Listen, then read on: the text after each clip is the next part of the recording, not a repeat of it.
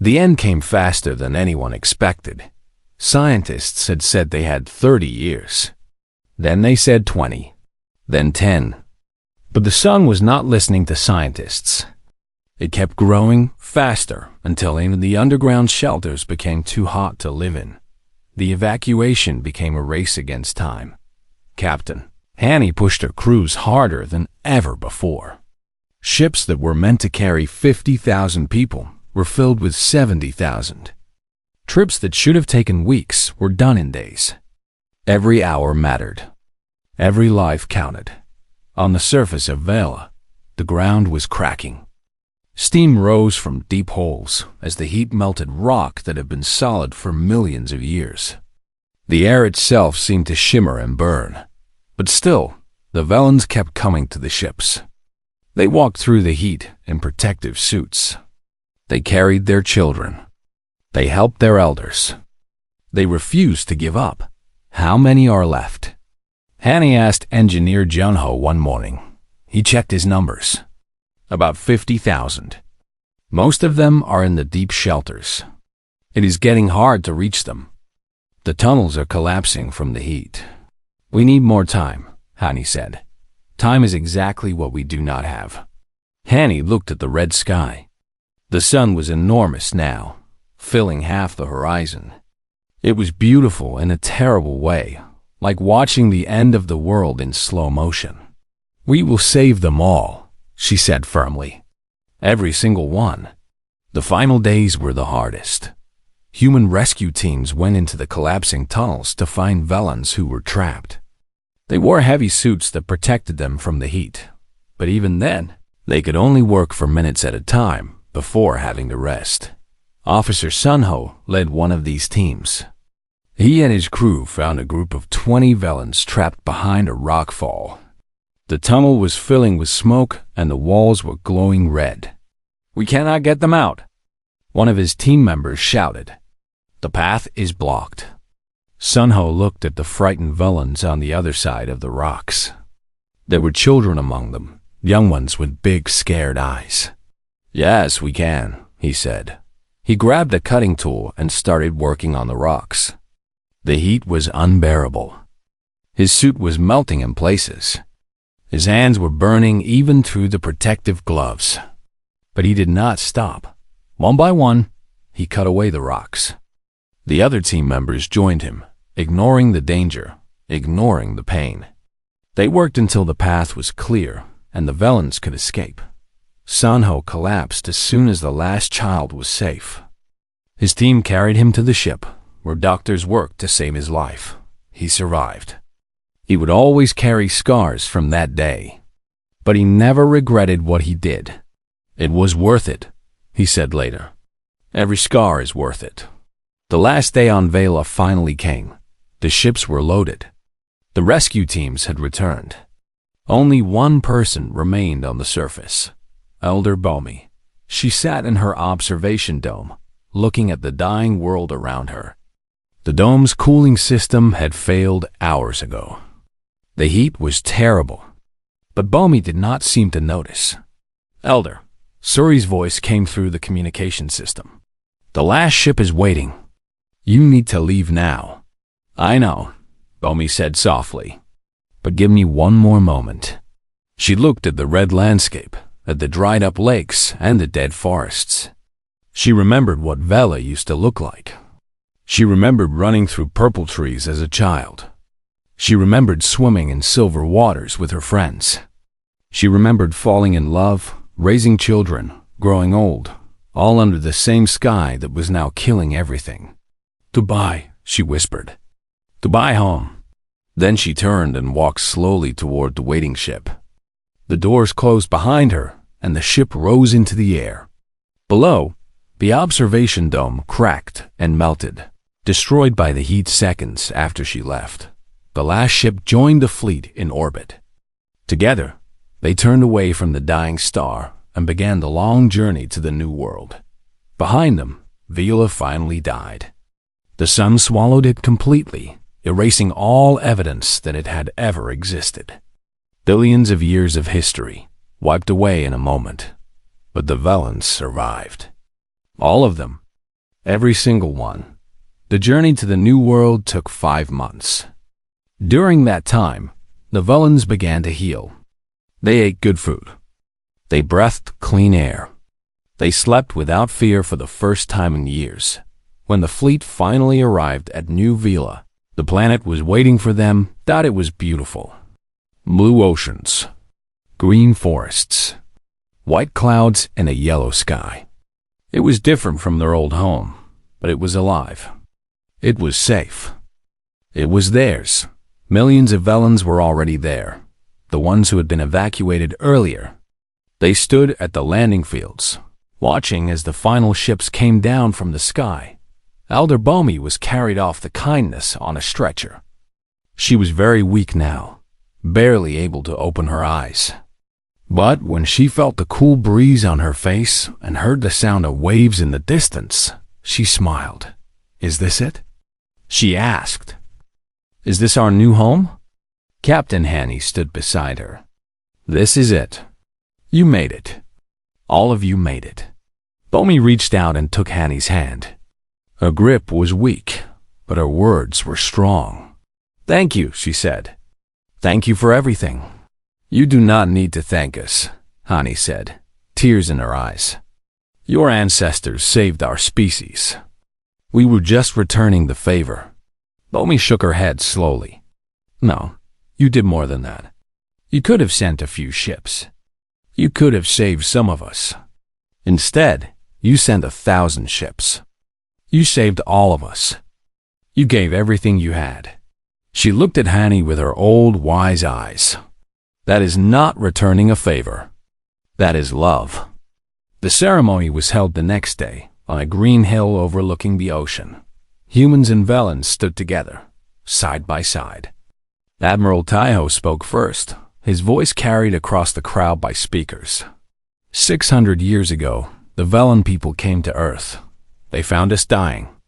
They could have passed by. They could have decided it was not their problem. Instead, they stopped. They helped. They saved us.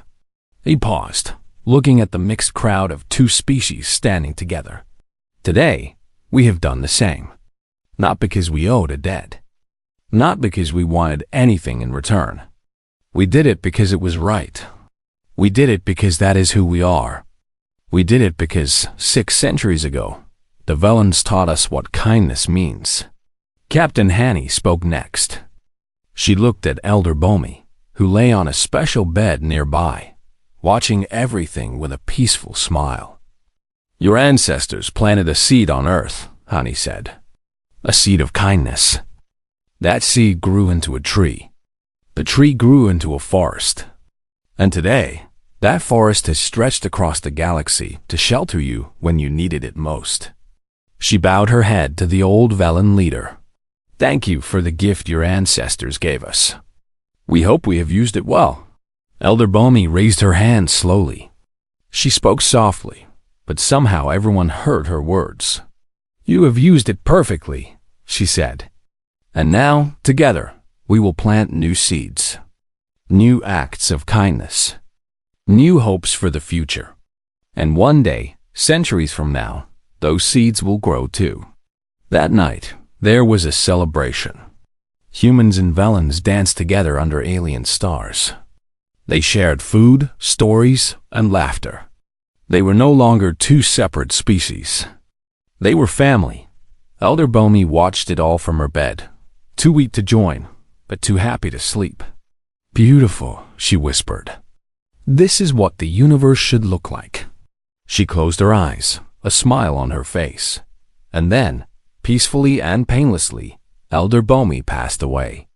The last of the generation that had sent the message. The one who had never lost hope. She died surrounded by love on a new world. Under a safe sky, she died knowing that her people would live and across the galaxy. On Earth and 100 other worlds, humans looked up at the stars and smiled. They knew that somewhere out there, the Velens were safe. They knew that kindness had won. They knew that the debt was finally repaid. But more importantly, they knew that the friendship would last forever. Because some things are stronger than distance. Some things are stronger than time. Some things, like kindness, are eternal. 5 years is a long time to travel through darkness. Most of the human crew slept during the journey. Special machines kept their bodies safe while they dreamed. Only small teams stayed awake to watch over the ships and make sure nothing went wrong. Captain Hanny was awake when the fleet finally arrived at the Violent system. She stood on the bridge of the Kindness and looked out at what they had come to save. The first thing she saw was the sun dot. It was huge. It was red. It filled the sky like an angry god, pulsing with heat and light. Hanny had seen pictures of dying stars before, but nothing had prepared her for this. The sun looked wrong, like something broken and dangerous. And there, tiny and fragile against that terrible red background, was Vila. The planet looked like it was already dead. Its surface was brown and gray, cracked and dry. There were no purple forests. There were no silver lakes. Everything Hanny had read about in the old records was gone. "My God," whispered First Officer Sunho, standing beside her. "How are they still alive down there?" "They moved underground," Hanny said. "They have been hiding from the heat for years. But they cannot hide forever." She turned to her crew. "Wake everyone up. All ships, begin the approach. We have work to do." Across the fleet, millions of humans woke from their long sleep. They stretched, they yawned, they looked out their windows. And when they saw the dying planet and the angry red sun, they understood why they had come so far. The fleet spread out and began moving toward Vila. The ships entered orbit carefully, avoiding the intense radiation from the swollen sun. Below them, the planet turned slowly, showing its scars.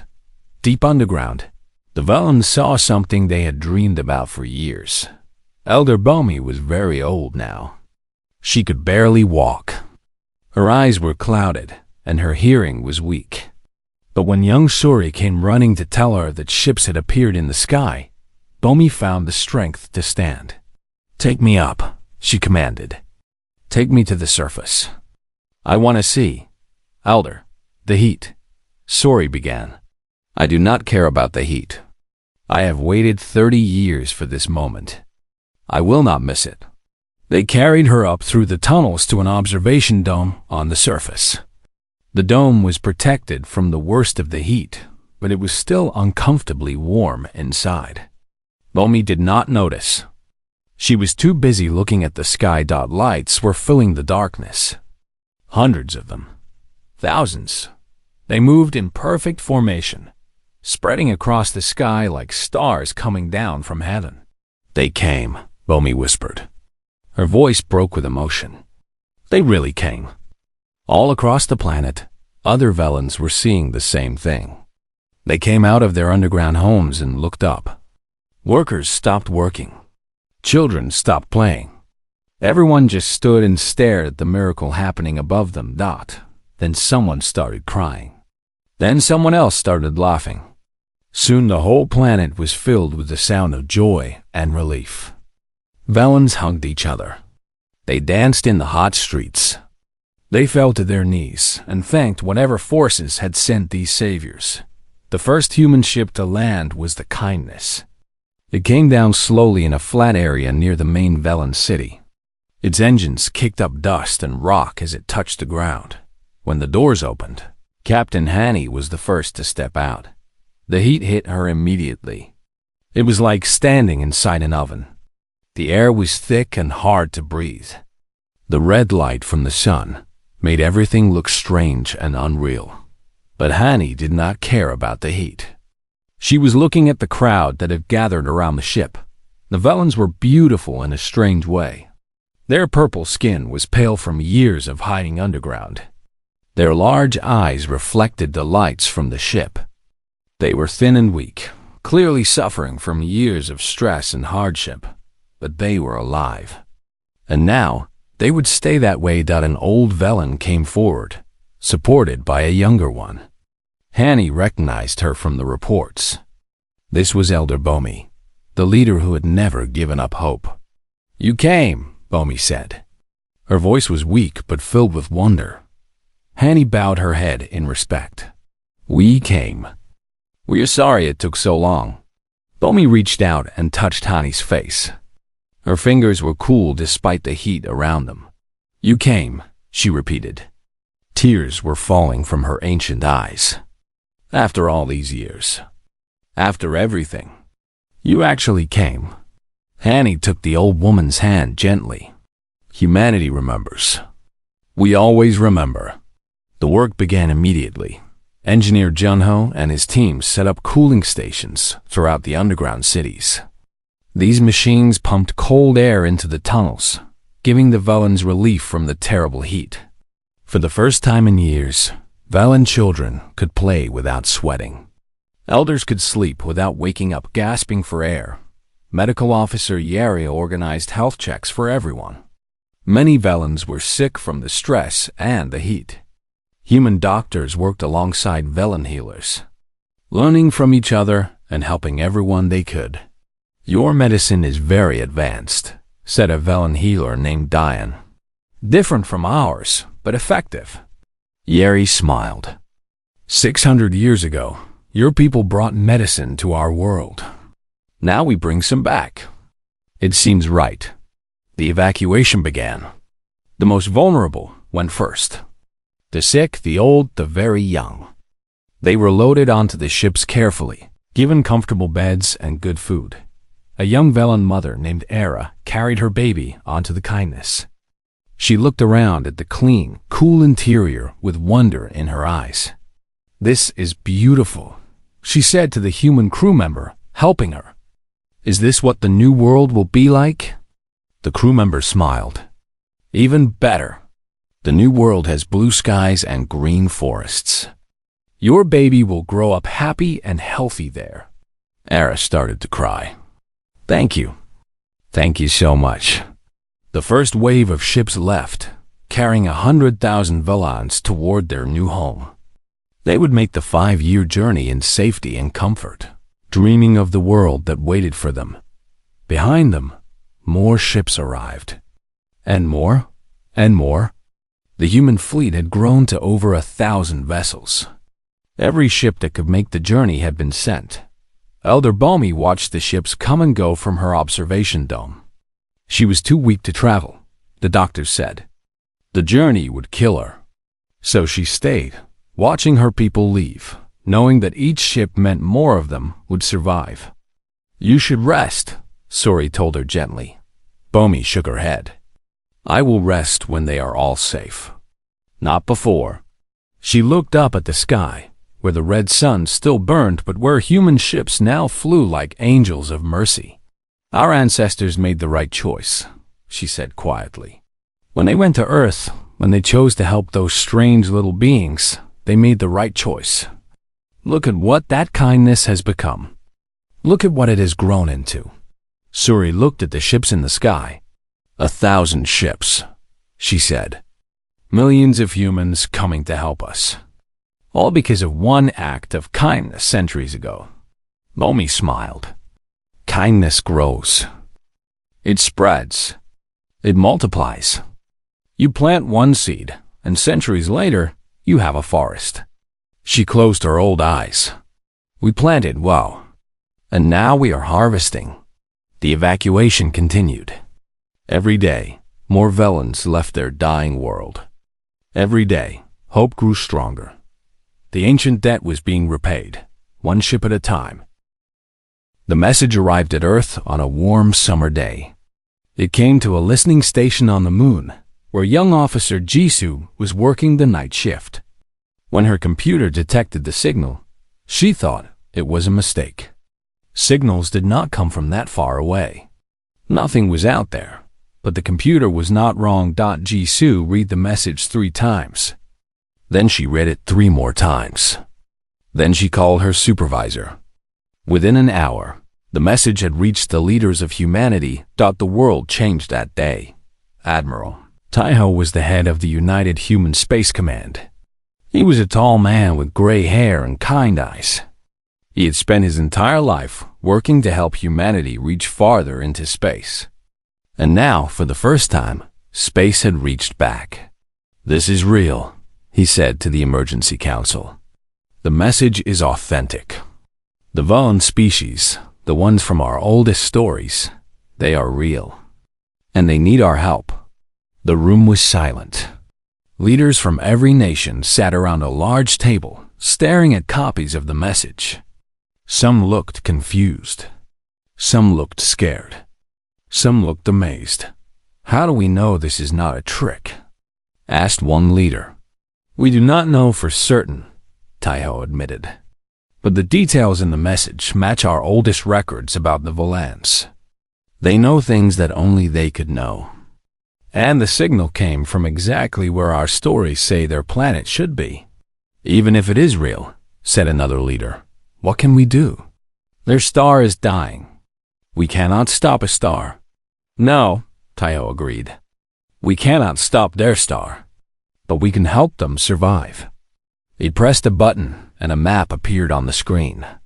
It showed the location of the Velen system, far across the galaxy. Then it showed the path that human ships could take to reach them. "We can build a rescue fleet," Taiho said. "We can travel to their world. We can help them leave their dying planet and find a new home." "That would take years," someone pointed out. "And enormous resources." "Yes," Taiho said simply. "It would." He looked around the room, meeting the eyes of every leader. 600 years ago, our ancestors were dying. A plague was killing millions. We had no hope. We expected to disappear from the universe, forgotten and alone. And then strangers came from the sky. They owed us nothing. They had no reason to care about us. But they saved us anyway. Taiho stood tall. Everything we have today, every city, every colony, every ship, every child born on a dozen worlds, all of it exists because of their kindness. They gave us a second chance. They asked for nothing in return except that one day, if we found others who needed help, we would do the same. He paused to let his words sink in. That day has come. The Velens are dying. They reached out to us, hoping that we would remember. And we do remember. The question is, what will we do about it? The vote was unanimous. Every nation agreed to help. The work began immediately. Captain Hani was put in charge of building the rescue fleet. She was a young woman with short black hair and eyes that never seemed to rest. She had grown up hearing stories about the Velens, and now she had the chance to meet them. "How many ships do we need?" she asked her engineering team. Chief Engineer Junho looked at his calculations. The Velen population is around 10 million. If we want to evacuate all of them, we will need hundreds of large transport ships. Maybe 1,000. How long to build them? If we use every shipyard on every planet, if we work day and night, if we get all the resources we need, 3 years. Hani nodded. Then we build them in 2. She pushed her teams harder than they had ever been pushed before. Factories that had been making civilian goods switched to making ship parts. Mining operations on asteroids doubled their output. Scientists worked around the clock to make the ships faster and stronger. Across human space, people heard about the project and wanted to help. Millions of volunteers signed up to work on the ships. Corporations donated materials for free. Families gave their savings. Children collected metal scraps and brought them to collection centers.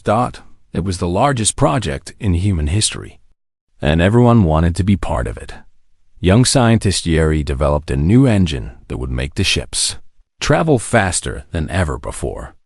Instead of taking 10 years to reach the Velen system, it would now take only 5. "This is incredible," Captain Hani said when she saw the test results. "How did you do it?" Yeri smiled. "I was inspired. When I was a little girl, my grandmother told me the story of the Velens. She said that one day, if we were lucky, we would have the chance to pay them back. I have been waiting my whole life for this moment. The first ships were completed ahead of schedule. They were massive, each one able to carry 50,000 passengers plus supplies. They had medical centers, living areas, food storage, and everything else needed for a long journey. Hani named the first ship the Kindness. The second was called the Promise. The third was the Return. When the fleet reached 100 ships, they held a ceremony. Admiral Taiho spoke to the billions of people watching across human space. Today, we begin a journey that will take us farther than we have ever gone before, he said. We go not to conquer. We go not to trade. We go to help. We go to repay a debt that is 6 centuries old. We go because that is what humans do. The ships launched into the darkness between stars. Behind them, more ships were still being built. The plan was to keep sending waves of rescue vessels until every single Velen was safe.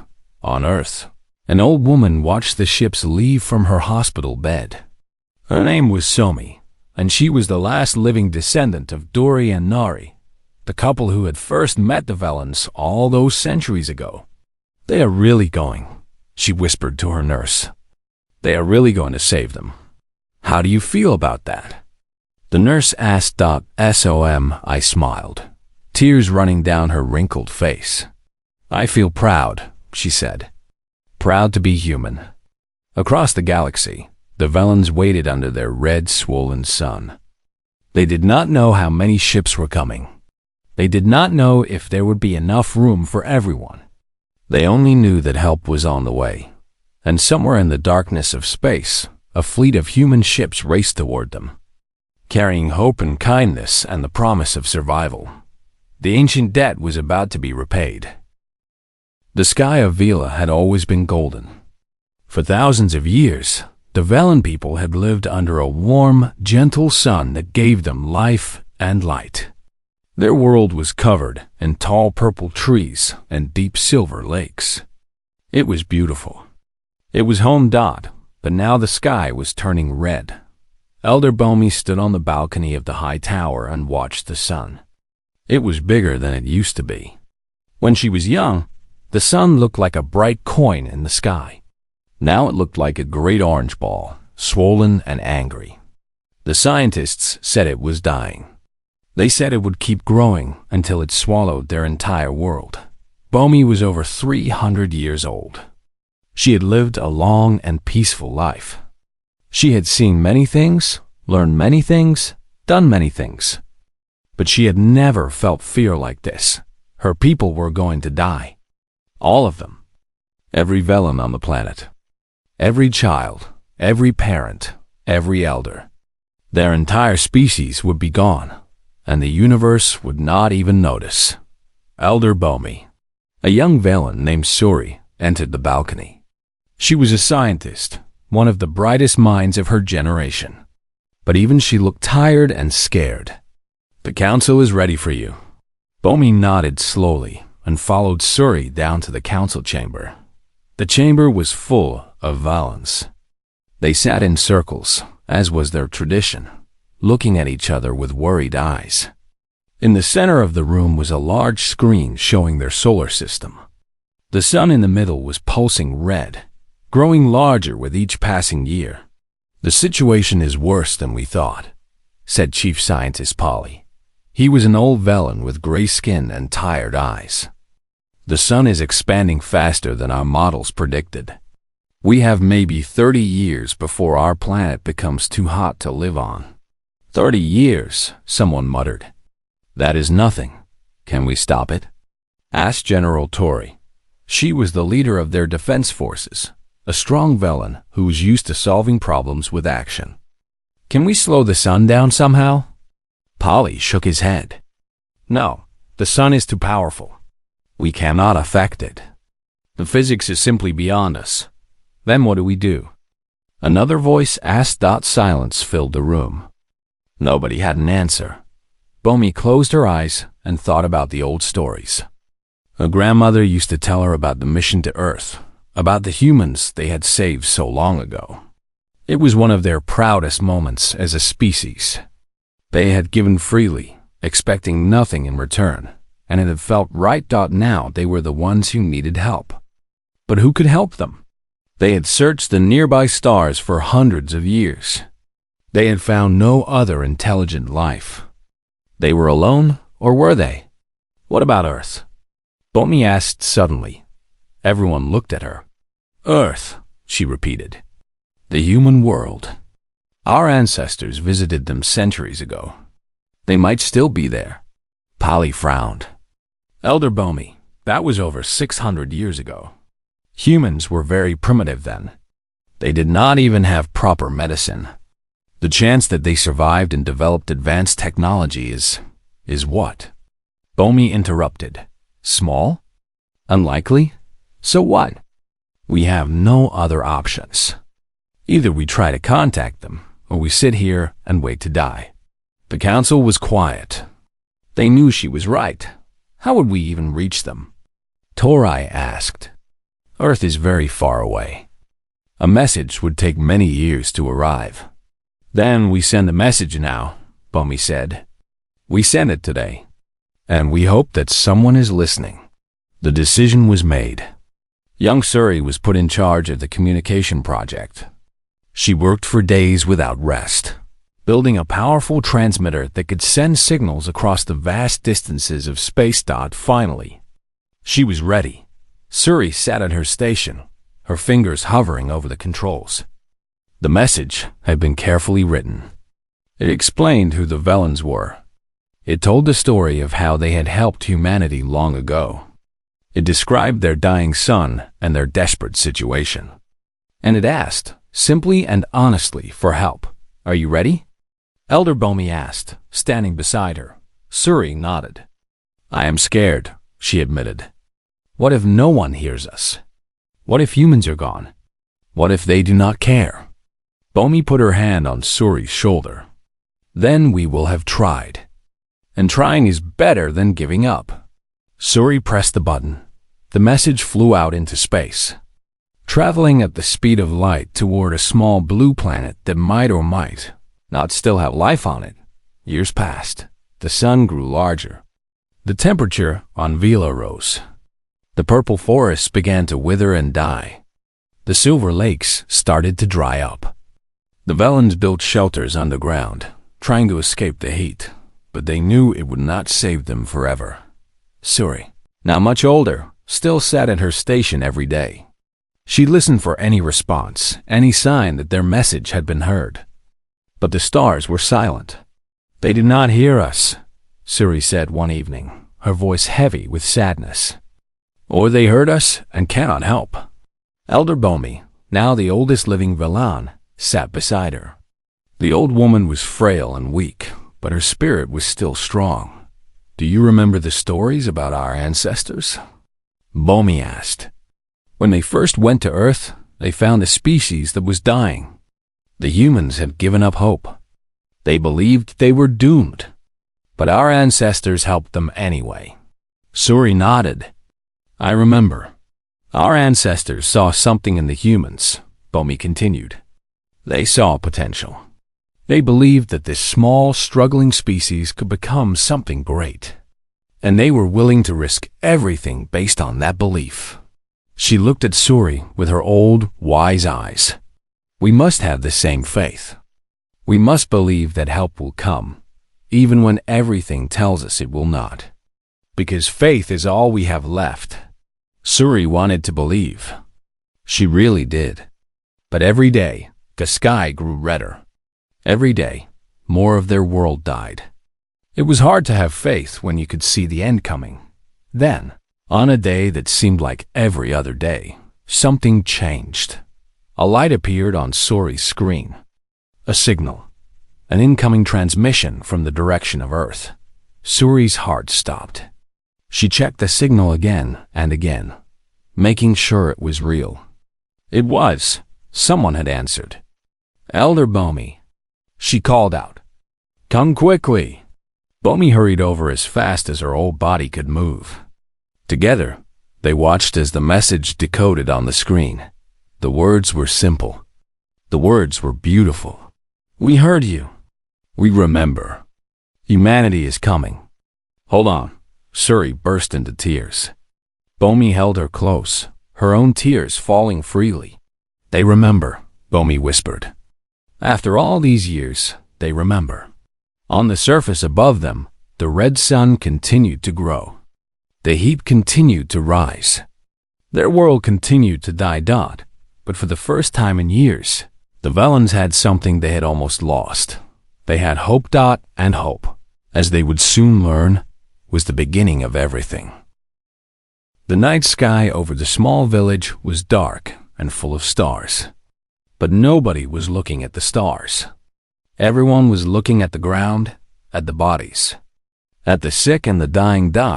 It was the year 1347, and death was everywhere. A young farmer named Duri sat outside his small house, holding his wife's hand. Her name was Nari, and she had been sick for 3 days. The dark spots had appeared on her skin yesterday. Duri knew what that meant. Everyone knew what that meant. The plague had come to their village. Already, half the village was dead. The church bells rang every hour as more bodies were carried away. The priest said it was punishment from God. The doctor said there was nothing he could do. The mayor had run away 2 days ago, leaving everyone behind. Duri was not a religious man, but that night he prayed. He prayed to anyone who might listen. He begged for help. He promised everything he had if someone would just save his wife. And then the light appeared. It came from the forest, bright and white, moving slowly through the trees.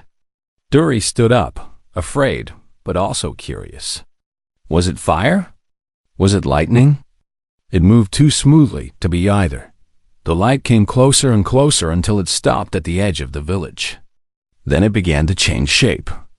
It became smaller, more focused, until Duri could see that it was not one light but many. They were lamps of some kind, attached to a large object that floated silently above the ground. Duri had never seen anything like it.